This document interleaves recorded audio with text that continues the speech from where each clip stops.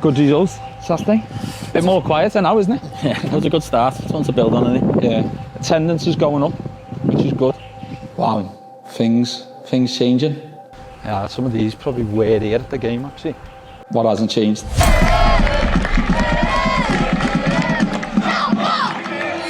Are you okay?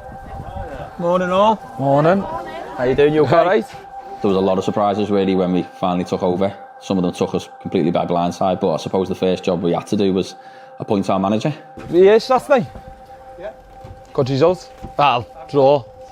Happy with it. We needed it, didn't we? We had a lot of people applying for the job. Big celebrities in the Premier League, and we had the actual reference video from Jose Mourinho, which was a surprise, but yeah, the most people that applied for the job, it was great and it was exciting. We decided on, I would say, 2 very, very strong candidates. I went away on holiday, and a couple of days into it, I got a call from Kieran to say that he'd just interviewed someone and he thinks he's the man for the job. The man for the job. Hi, I'm Neil Dans. Former Leicester, Bolton, Crystal Palace, Bury, Tranmere, just to name a few clubs. I sat down with Neil and I knew exactly what Kieran meant. He's infectious, and he knew he had to be the manager of Southport Football Club. I'm really excited to be here. Absolute unbelievable opportunity to work with the new owners. We've got real exciting plans for Southport FC, and just a privilege to be considered and then in the end given the job. The philosophy that I brought into the club and the remit was to sort of bring in a new freshness around the club, so younger players, energy, chances created in games, and that has always been the style of football that I've liked to be involved in myself. So we appointed the manager and his assistants, and then the next thing was the fans forum, and were we nervous about that?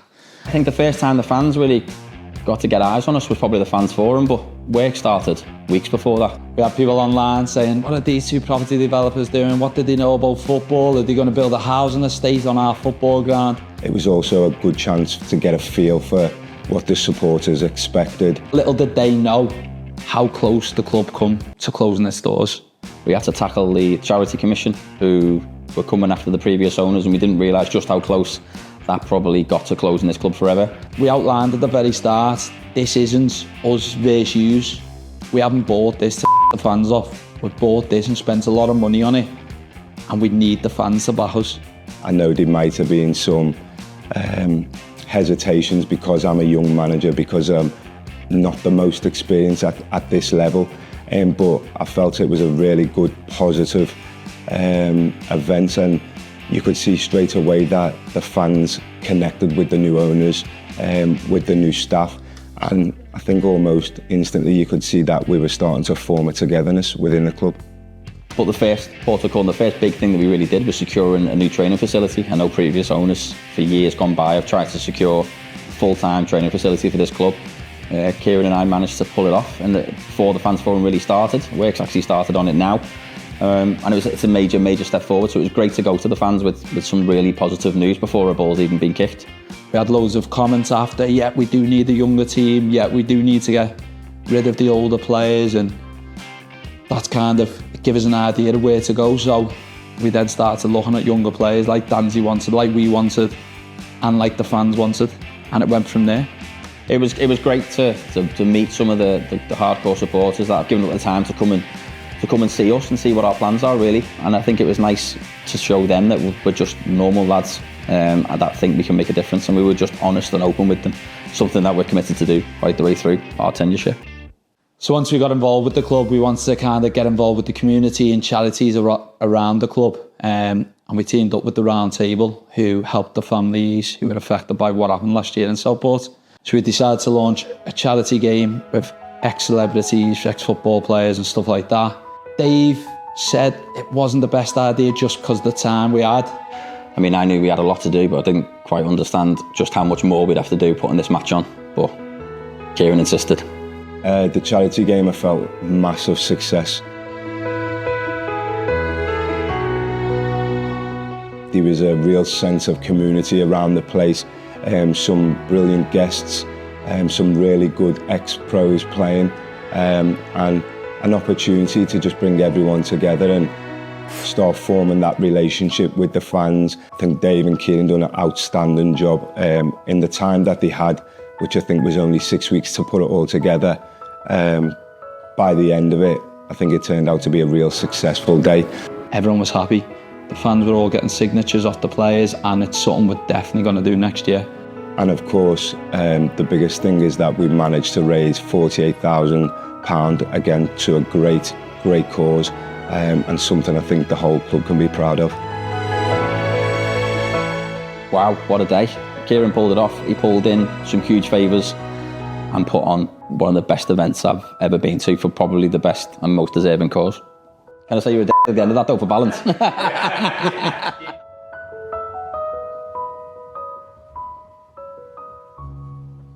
So the charity game went really well, and then we did open training, and a lot of people come down, kids were getting stuff signed, really exciting.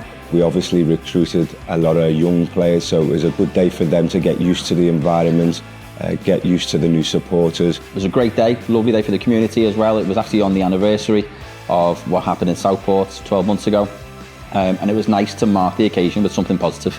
And it was a real good success. Like I said, starting to show the fans just what sort of direction that they wanted us to go in, that we wanted us to go in, and what was coming in store for the new season. Do you want to go into the footy now? Yeah. And then the games programme started, the pre-season games programme, culminating in a final game where we had hosted Crew at home, and we played really, really well. I actually had fans sending me DMs on Twitter where they were saying we've got to win the league. We looked a really good attacking force, and it was great to see. The game was eventually 2-1. We were 2-0 up, but Crew put a young lad on called Adrian who tore us a new one, really, to be honest, and when he came on, won them a penalty, but we managed to hold out for the win. Yeah, we walked away from that game.